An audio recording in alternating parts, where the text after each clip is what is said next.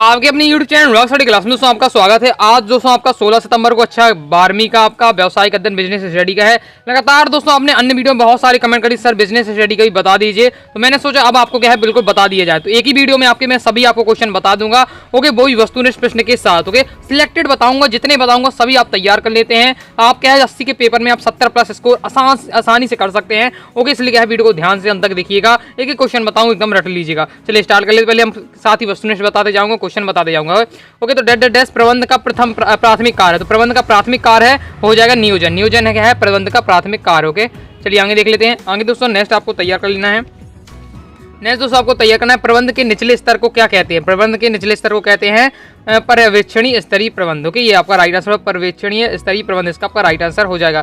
Next देख लेते हैं, आपका क्वेश्चन आंसर में आ देते हैं। 2 नंबर पक्का हो जाएंगे। प्रबंध की एक परिभाषा आपको लिखना है। प्रबंध क्या है, प्रबंध का अर्थ है, प्रबंध की परिभाषा लिखिए। इस प्रकार से क्वेश्चन आए आपको ये तैयार कर लेना है। प्रबंध वस्तुओं का निर्देशन नहीं वरन व्यक्तियों का विकास है बस। और आपको क्या है ये एप्पल के अनुसार आपको ये एप्पल के अनुसार ये परिभाषा। ओके, तो ये याद कर लीजिएगा। ओके, ये अपना कंप्लीट हो जाता है। नेक्स्ट दोस्तों आपको तैयार करना है प्रबंध कला एवं विज्ञान दोनों है, समझाइए। ओके, अभी आपका लॉन्ग में आगे 3 या 4 नंबर में आएगा आपका स्क्रीनशॉट। इसका क्या है फास्टिंग शॉट आप लीजिए, ये आपका दिया हुआ है। बहुत ज़्यादा इंपॉर्टेंट क्वेश्चन है, सिलेक्टेड क्वेश्चन बता रहा हूँ, इन्हीं में से आपको पूरे क्वेश्चन देखने को मिलेंगे। ओके, नेक्स्ट आपको 2 नंबर में तैयार करना है प्रबंध के संगठनात्मक उद्देश्य क्या है। ओके, आपको मतलब प्रबंध के उद्देश्य आपको बताने हैं, ये आपके दिए हुए हैं। फास्ट ही दोस्तों इसका स्क्रीनशॉट आप ले लीजिए। ओके, इसके बाद दोस्तों चलिए आगे नेक्स्ट देख लेते हैं। नेक्स्ट दोस्तों आपको तैयार करना है समन्वय प्रबंध का सार है, कारण बताइए। ओके, ये आपका 3 या 4 नंबर में आगे क्वेश्चन आएगा। ये भी आपका समन्वय प्रबंध का सार है, कारण बताइए। तैयार कर लिए, पूरा एकदम पढ़ लेते हैं तो आपसे बन जाएगा। ओके, ये दिया हुआ है, स्क्रीनशॉट आप इसका ले लीजिए।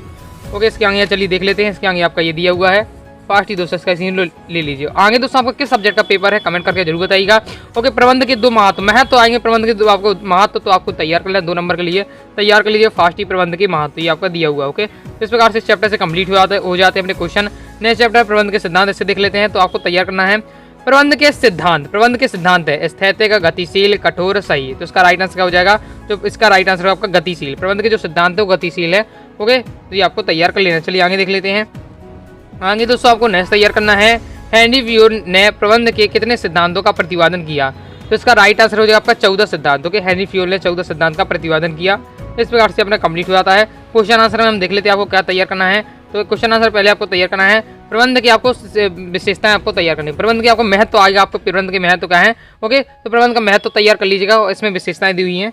लेकिन आप क्या प्रबंध के अगर महत्व अलग से मिल जाते हैं तो उन्हें आप तैयार कर लीजिएगा। ओके, बाकी आप विशेषता में भी लिख सकते हैं, तो आपका ये हो जाएगा कंप्लीट। ओके, इसकी स्कोर आप लीजिए। 3 से 4 नंबर में ये क्वेश्चन आपका आएगा।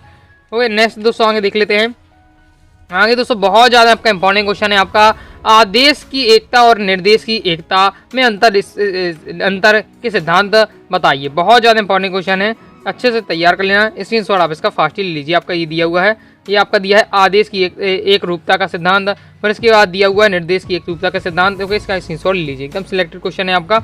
ओके, ये अपना कंप्लीट हुआ था। नेक्स्ट देख लेते हैं। नेक्स्ट है दोस्तों आपका टेलर और फ्यूल के कार्य एक दूसरे के पूरक है, यह इस प्रकार से आ जाता है। तो टेलर के सिद्धांत है और फ्यूल के सिद्धांत में क्या असमानता है, इस प्रकार से क्वेश्चन आ सकता है। इसका सॉल्यूशन आपका दिया हुआ है।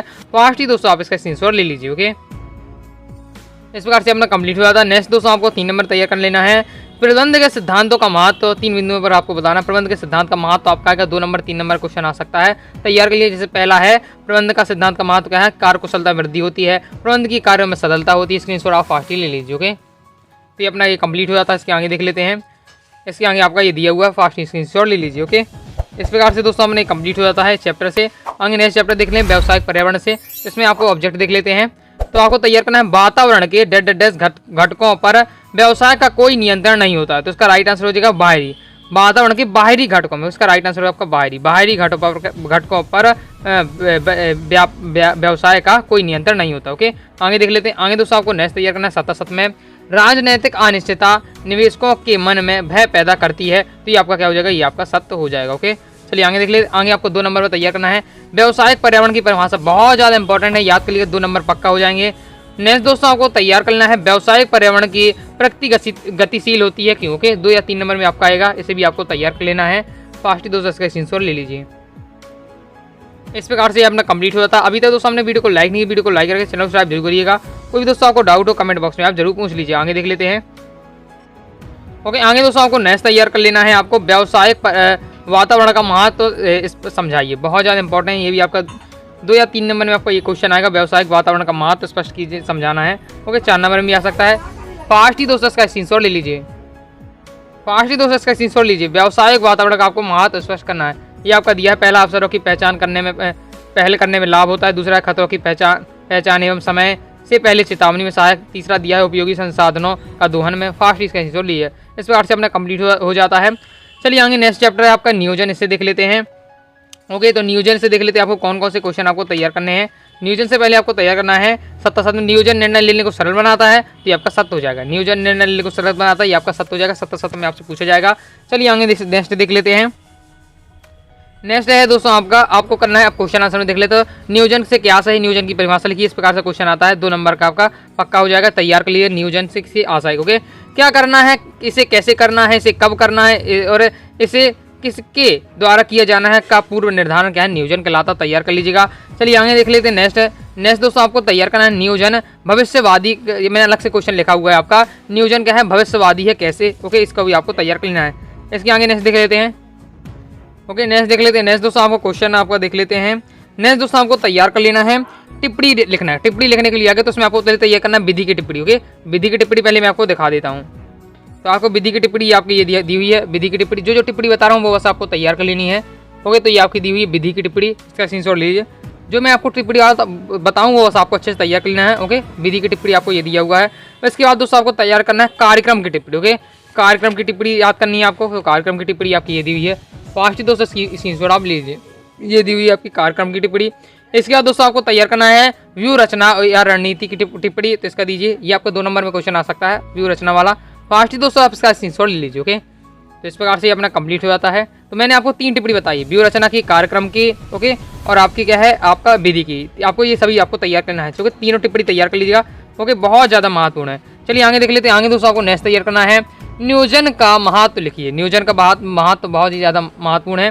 तो लागत में कमी होती है। ओके, दूसरा है उद्देश्य और लक्ष्यों की ओर ध्यान का केंद्रण, और तीसरा है आपका एकता और समन्वय की स्थापना। वीडियो को लाइक जरूर करिए। आप लोग लगातार कहने में मैं आपको लिए व्यवसायिक अध्ययन के लिए हम सिलेक्टेड क्वेश्चन लाया हूं जो आपको क्या है टॉप करा देगा। ओके, इसलिए अच्छे से आप तैयार कर लीजिएगा। ओके, लाइक जरूर करिएगा, सब्सक्राइब करके जरूर रखिएगा। ओके, नियोजन की प्रक्रिया को लिखना है, तो नियोजन की प्रक्रिया लॉन्ग में आपसे पूछा जाएगा।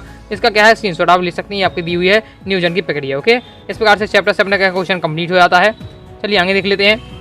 आगे आपका संगठन वाला चैप्टर है, संगठन वाले चैप्टर से देख लेते हैं। इसमें आपको तैयार करना है निम्न संगठन स्वतः निर्मित होता है। बहुत ज़्यादा इंपॉर्टेंट ऑब्जेक्ट है आपका। ओके, तैयार कर लीजिएगा। तो इसका right answer D number. Okay, तो निम्न संगठन स्वतः निर्मित होता है, मतलब ऐसा कौन सा संगठन है जो स्वतः ही मतलब अपने आप निर्मित हो जाता है, वो है आपका अनौपचारिक। अनौपचारिक इसका राइट आंसर आपका हो जाएगा। ओके, चलिए आगे देख लेते हैं। आगे दोस्तों आपको क्वेश्चन आंसर में देख लेते हैं। क्वेश्चन आंसर आपको तैयार करना है संगठन की प्रक्रिया के कौन कौन से कदम है, या कदम या चरण एक ही बात है।